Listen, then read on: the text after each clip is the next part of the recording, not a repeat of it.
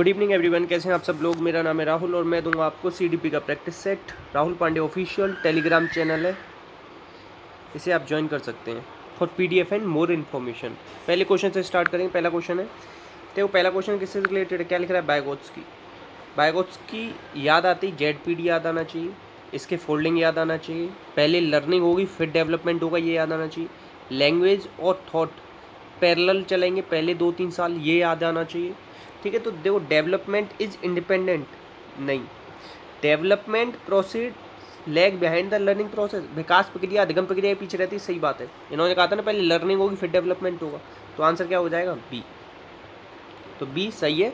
बायगॉट्स के बारे में मेक बिलीव प्ले, ये कॉन्सेप्ट भी इन्हीं से रिलेटेड है। ठीक है, याद रखना, इतना ही याद रख लो। नेक्स्ट क्वेश्चन है, एक बच्चे को सहारा देने की मात्रा एवं प्रकार की परिवर्तन इस बात पर निर्भर करती है कि आप उसको कितना सहारा दोगे, मतलब इसके फोल्डिंग कितना दो, किस बात पे डिपेंड करती है, रिवॉर्ड पे नहीं, मूड टीचर नहीं, उस बच्चे के निष्पादन के स्तर, मतलब परफॉर्मेंस कितनी है उसकी, कितनी हेल्प चाहिए उसको। अगर उसकी परफॉर्मेंस बेकार है तो ज़्यादा हेल्प करो, कम है तो कम हेल्प करो। आंसर हो जाएगा सी। नेक्स्ट, पियाजे के अनुसार मन की अलग अलग संरचनाएं होती हैं जो अनुकूल होने में मदद करती हैं। तो ये सब क्या है, जो स्ट्रक्चर होते हैं ना वो सब क्या है, स्कीमा है। अब पियाजे ने कहा था अडप्टेशन करते हैं हम लोग किसी भी चीज़ का, तो 2 तरीके से करते हैं, असिमिलेशन, अकोमोडेशन। ठीक है, अकोमोडेशन में क्या होता है, स्कीमा को चेंज किया जाता है, असिमिलेशन में वैसा कहीं वैसा रहता है स्कीमा। पियाजे स्विट्जरलैंड गए थे, 4 से 12 वर्ष के बच्चों पर प्रयोग किए, 3 बच्चे थे उन पर प्रयोग किया। 1936 में इनको थोड़ी सी प्रसिद्धि मिली थी, पॉपुलर हो गया था इनका जितना इनका एक्सपेरिमेंट था। और इंद्रियजनित, पूर्व संक्रियात्मक, मूर्त, अमूर्त, ये 4 स्टेज बताएंगे, याद रखना। हेटेरोनॉमी, ऑटोनॉमी 2 इन्होंने वो बताई अवस्थाएं, किसमें, नैतिक विकास में। नैतिक विकास से रिलेटेड इनकी एक किताब है, moral judgement of child conception of physical world, ये भी एक इनकी किताब है। इतना याद रखना कम से कम, पियाजे के बारे में बहुत कुछ है। नेक्स्ट देखो, पियाजे के अनुसार संज्ञानात्मक विकास में आत्मकेंद्रित भावना, मतलब ईगो सेंट्रिक, जो कि प्राइवेट स्पीच किसने कहा था, बायगोत्स्की ने, वो कहा था इन्होंने ईगो सेंट्रिक। तो ये कब खत्म हो जाता है, ये खत्म होने लगता है 7 वर्ष में, क्योंकि 2 से 7 की वर्ष की अवस्था पूर्व संक्रियात्मक में ये होता है। और यहीं पे क्या होता है, एनिमिज्म भी होता है बच्चे में, मगर ये 7 साल में कम होने लग जाएगा। ठीक है, तो आंसर हो जाएगा सी। नेक्स्ट, मौजूदा स्कीमा में नई स्कीमाओं को रखना, फिट करना है एग्जिस्टिंग में, नई इन्फॉर्मेशन चेंज करने की बात कही नहीं कही, तो हम क्या करेंगे, असिमिलेशन, वैसा कहीं वैसा फिट कर लेंगे। चेंज करना होता तो अकोमोडेशन होता, आंसर हो जाएगा डी। नेक्स्ट, बायगोत्स्की ने बच्चों की सीखने में निम्न कारकों में किस भूमिका पे जोर दिया। तो बायगोत्स्की किससे रिलेटेड, समाज से रिलेटेड, सोशियो कल्चरल थ्योरी दी उन्होंने। ठीक, याद रखना। अच्छा, हेरिडिटी की बात करे कोई, छोड़ो अभी, फिर बाद में बताऊंगा, कंफ्यूज हो जाओगे नहीं तो यहाँ। नेक्स्ट है इसके folding in the context of the learning theory. इसके फोल्डिंग का क्या मतलब है, इसके फोल्डिंग जहाँ पे भी आपको लिखा दिख जाए तुरंत एक शब्द ढूंढना, टेम्परेरी, जहाँ टेम्परेरी दिखा मिल जाए तो इन दोनों को मिला देना, आगे बढ़ जाना, आंसर सी होगा। इसके फोल्डिंग होती है अस्थायी मदद, याद रखना। नेक्स्ट, अकॉर्डिंग टू पियाजे what is the activity related to the pre operational stage of children. Pre operational में क्या, कौन सी एक्टिविटी होती है पियाजे के अकॉर्डिंग, तो बच्चा क्या करने लगता है, सिम्बॉलिक, ये चीज़ याद रख लेना, symbols, manipulate, ego centric, animism, ये सब आपको कहाँ मिलेंगे, 2 से 7 वर्ष की अवस्था में, तो आंसर हो जाएगा सी। लॉजिक वगैरह तो कहाँ से, मूर्त संक्रियात्मक में लगाने लगेगा, ये दूसरी स्टेज के बाद, तो आंसर हो जाएगा सी। नेक्स्ट है, how does Piaget's theory help teacher understand children. पियाजे की थ्योरी कैसे हेल्प करेगी, तो पियाजे क्या है, रेडिकल कंस्ट्रक्टिविस्ट हैं, फर्स्ट वेव ऑफ कंस्ट्रक्टिविस्ट हैं, ये भी याद रखना। पियाजे संज्ञान से रिलेटेड थे, कॉग्निटिव से, तो आंसर हो जाएगा ये। जेनेटिक एपिस्टेमोलॉजी के जनक भी कहते हैं इन्हें, ठीक है, याद रखना। संज्ञानात्मक मनोविज्ञान का जनक भी कहा जाता है, ये भी याद रखना।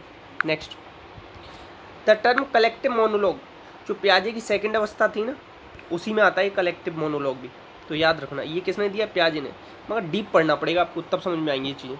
ब्रूनर ने 3 अवस्थाएं बताई हैं, इनएक्टिव, आइकॉनिक, सिम्बॉलिक। ठीक है, याद रखना। आइकॉनिक चलती है 7 वर्ष तक, 7 वर्ष के ऊपर चलती है ये सिम्बॉलिक, और 2 वर्ष से नीचे चलती है इनएक्टिव। और रेलिवेंस ऑफ एजुकेशन, ये इनकी किताब का नाम है, डिस्कवरी लर्निंग, इसका कॉन्सेप्ट दिया था किसने, ब्रूनर ने, डिस्कवरी लर्निंग। एक चीज़ बहुत ज़्यादा पूछी जाती है, स्पाइरल कैरिकुलम किसने दिया था, तो वो भी दिया था ब्रूनर ने। बंडूरा ने सामाजिक अधिगम सिद्धांत दिया, ये याद रखना। Next, what type of knowledge was not proposed by the प्याजे। प्याजे ने कौन सी नहीं करी? प्याजे भाषा पे जोर नहीं देता, प्याजे चिंतन पे जोर देता है। या ऐसे सोचो कि प्याजे कहता है कि हम पहले क्या करते हैं, भाषा आएगा या उससे पहले थॉट आएगा, तो प्याजे कहता है थॉट पे जोर देता है, लैंग्वेज पे जोर नहीं देता प्याजे। ठीक है, याद रखना। तो आंसर क्या हो जाएगा? डी। सोशल, बहुत सारे लोग कहेंगे सोशल की तो बात ही नहीं, बात करिए। अगर बहुत ही कम किसी ने थ्योरी पढ़ी होगी ना, मतलब थोड़ी बहुत थ्योरी पढ़ी होगी, तो लोगों को कैसे बेवकूफ़ बना दिया जाता है कि वाइगोत्स्की रिलेटेड है सोशल से और प्याजे रिलेटेड नहीं है। तो मगर वो बात सही नहीं है, प्याजे ने भी बात करी है सोशल नॉलेज की। ठीक है, याद रखना, डी की बात नहीं करी, भाषाई ज्ञान की। नेक्स्ट, एट विच स्टेज प्याजे कॉग्निटिव डेवलपमेंट, एनिमिज्म कब आ जाता है? एनिमिज्म की बात कर रहा है, एनिमिस्टिक है ना, वही बात है। तो एनिमिज्म कब आता है? मतलब कि बच्चा ना चलते चलते गिर गया तो उसे धरती को मारने लगेगा, टेबल से टकरा गया तो टेबल को मारेगा, तो वो सब उसे लगता है उनमें जान है। तो आंसर होगा प्री ऑपरेशनल। कब से कब तक? 2 से 7 वर्ष होता है। Next, which of the following statement is incorrect about प्याजे। प्याजे के बारे में इनकरेक्ट कौन सा है? तो लैंग्वेज ड्राइव्स थॉट, ये बात गलत है। प्याजे तो उल्टा कहते हैं कि थॉट ड्राइव्स लैंग्वेज। प्याजे कहते हैं कि थॉट से क्या होता है, भाषा बनती है, और इसमें उल्टा कारक। तो आंसर क्या हो जाएगा? सी। अब देखो, he was more interested in understanding the child thinking, सही बात है। तो उन्होंने विकास को, ज्ञान को सक्रिय निर्माण में, उन्होंने विकास को कहा था सक्रिय निर्माण, ये चीज़ याद रखना, मगर सीखने को निष्क्रिय भी कहा था। इन 2 लाइनों को याद कर लेना, अलग से लिख लेना अपनी कॉपी में, नहीं तो ये पैसिव देख के ना गलत कर आओगे। लर्निंग तो पैसिव बताई थी, मगर डेवलपमेंट एक्टिव बताया था प्याजे ने। ये चीज़ें ना बहुत कम लोग बता पाते हैं। ठीक है, आंसर होगा सी, क्योंकि प्याजे ने क्या कहा था कि पहले थॉट आता है फिर लैंग्वेज आती है। नेक्स्ट, बाकी सब सही है उसमें, गलत मत सोच लेना कहीं। At which stage Piaget's cognitive theory develop, children start deferred imitation. केवल इतना ही याद कर लो, इमिटेशन और डिफर्ड इमिटेशन समझा देता हूँ।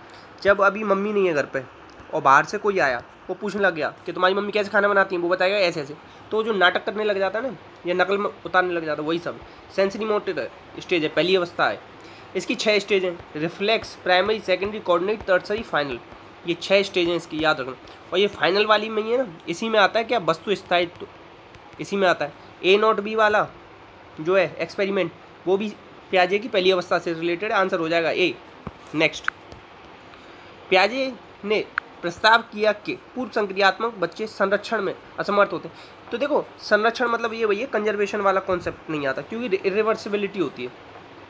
मतलब एक बार आपने ये बड़ा बीकर, ये बड़ा बीकर, इस वाले बीकर को ना, ये इस वाले बड़े से में डाल दिया पानी, तो वो पूछोगे इसमें ज़्यादा है या इसमें ज़्यादा है, तो वो कहेगा इसमें ज़्यादा है। तो ये वाला ना, ये वो रिवर्सिबल नहीं कर पाते। ऐसे समझो, 1 से 10 तक तो सुना देंगे, मगर आप कहोगे ना 10 से 1 तक सुना, तो नहीं सुना पाएंगे। ठीक है, आंसर हो जाएगा सी। आप इस घर से स्कूल तो पहुंच जाएंगे, वो स्कूल से घर नहीं आ पाएंगे, कहेंगे मुझे घर से स्कूल का रास्ता पता है, बस स्कूल से घर का नहीं पता। आंसर सी होगा। नेक्स्ट है वाइगोत्स्की और प्याजे दृष्टिकोण, किस में अंतर है, किस में अंतर मानते हैं? तो देखो, बिहेवियरिस्टिक का क्रिटिसाइज दोनों ने किया, सही बात है, नर्चरिंग ये सब किया है, मगर उनके जो थॉट्स हैं, लैंग्वेज जो उनका ना अंतर है, वो भाषा और चिंतन को लेकर है। तो आंसर होगा सी। अच्छा, वाइगोत्स्की को कहते हैं सेकेंड वेव ऑफ कंस्ट्रक्टिविस्ट, याद रखना। ठीक है, नेक्स्ट, अध्यापिका ने ध्यान दिया कि पुष्पा आप किसी एक समस्या का समाधान नहीं कर सकती, फिर वह वयस्क या शादी की मदद से कर सकती है। तो ये क्या है, सब इसके फोल्डिंग हो रहा है, क्या हो रहा है, इसके फोल्डिंग। नेक्स्ट, गाइडेंस वगैरह इसके फोल्डिंग में देते हैं। An important characteristic of formal operational, formal कहाँ से स्टार्ट होता है, 11+। ठीक है, तो इसमें क्या होता है बताओ, ईगोसेंट्रिक नहीं, ये तो सेकंड स्टेज में होता है जो कि प्री ऑपरेशनल है। सोशल थिंकिंग कुछ होता नहीं, एब्स्ट्रैक्ट थिंकिंग होगा। आंसर क्या हो जाएगा, ए। मूर्त कहाँ से शुरू होता है, कॉन्क्रीट में हो जाता है, ये तो 7 से 11 वाली में, याद रखना। नेक्स्ट है, निम्न में से कौन सा वाइगोत्स्की के सामाजिक सांस्कृतिक सिद्धांत पर आधारित है? तो इन्होंने दिया था रेसिप्रोकल टीचिंग का कॉन्सेप्ट। ठीक है, और ये ऑपरेंट कंडीशनिंग, ये तो स्किनर का है, जिसने चैनिंग, शेपिंग और चूहों पर और कबूतर पर प्रयोग किए, तो उसका है। अब कल्चर से मत लगाया ना आंसर, न्यूट्रल दे रखा है, न्यूट्रल नहीं दिया था, सापेक्ष दिया था इन्होंने। इनसाइट, ये तो कोहलर की है, जिसने चैंपियनजी सुल्तान नाम था उस पर प्रयोग किया था, गेस्टाल्टवाद से रिलेटेड है, 1912 में गेस्टाल्टवाद आया, वो सब है। तो आंसर होगा बी। नेक्स्ट है, इसमें से कौन सा कंप्यूटर सहायक अधिगम की विशेषता नहीं? कंप्यूटर की कौन सी विशेषता नहीं? तो देखो, कभी भी कंप्यूटर ना चिंतन नहीं करता, तो आंसर हो जाएगा डी, और सब करता है। अब कहोगे कि सर वो तो हम कोई कैलकुलेशन देते हैं और वो कर देता है, तो आपने ना वैसा क्या डाला है उसमें, उसके लिए कोडिंग करी हुई है, तो खुद से नहीं सोचता कभी कंप्यूटर कुछ। नेक्स्ट, सहकारी अधिगम के तत्वों को इंगित कीजिए। सहकारी अधिगम में क्या क्या होता है बताओ। सहकारी अधिगम में ना संज्ञानात्मक अधिगम नहीं आता, समूह कार्य होते हैं, अंतःक्रिया जवाबदेही ये सब होते हैं। तो आंसर हो जाएगा ए बी सी। कौन सा नहीं होता, ये नहीं होता, डी नहीं होता, ठीक है। तो आंसर क्या हो जाएगा इसका, डी ही हो जाएगा। सहकारी अधिगम मतलब होता है कॉपरेशन लर्निंग। नेक्स्ट, तनाव को घटाने के लिए समायोजन की प्रत्यक्ष, देखो समायोजन की प्रत्यक्ष और अप्रत्यक्ष दो तरीके की विधियां हैं।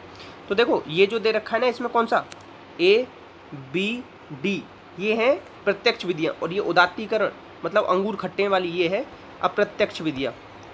और एक चीज़ याद रखना, अप्रत्यक्ष विधि में आता है दमन और प्रत्यक्ष विधि में आता है समन, ये भी पूछा जाता है कई बार, ये याद रख लेना।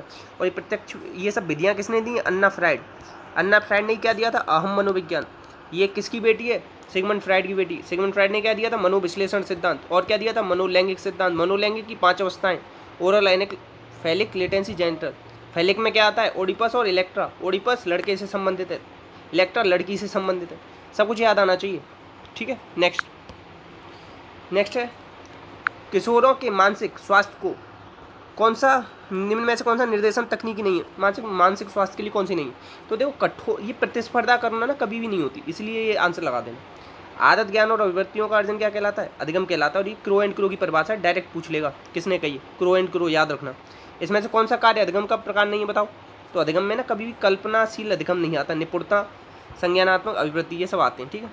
शिक्षण का कौन सा चर नहीं है, माता पिता नहीं होते। देखो पाठ्यक्रम मध्यस्थ चर होता है, ये स्वतंत्र चर होता है, ये क्या होता है, आश्रित चर होता है। विद्यार्थी आश्रित होता है, याद रखना, टीचर पर गलत कर जाते हैं बहुत सारे लोग। तो आंसर क्या होगा इसमें, माता पिता। नेक्स्ट है, शिक्षण प्रक्रिया में कौन स्वतंत्र चर होता है। मैंने अभी आपको ऊपर ही बताया था कौन सा होता है। तो क्वेश्चन नंबर 2 जवाब दोगे आप। आशुबेल के द्वारा दिया गया कौन सा अधिगम का प्रकार नहीं। तो देखो आशुबेल ने ये नहीं दिया, रटकर दिया है, अभिग्रहण दिया, अनुवेशन दिया है, और क्या दिया बताओ, अर्थपूर्ण दिया है। कौन सा दिया, अर्थपूर्ण। अब देखो एक चीज़ याद रखना, सर्वोच्च अधिगम कौन सा होता है, सर्वोच्च प्रकार का अधिगम ये होता है आशुबेल के अकॉर्डिंग। समस्या का समाधान किस में होता है, अनुवेशन में होता है, इसमें समस्या समाधान निहित रहता है।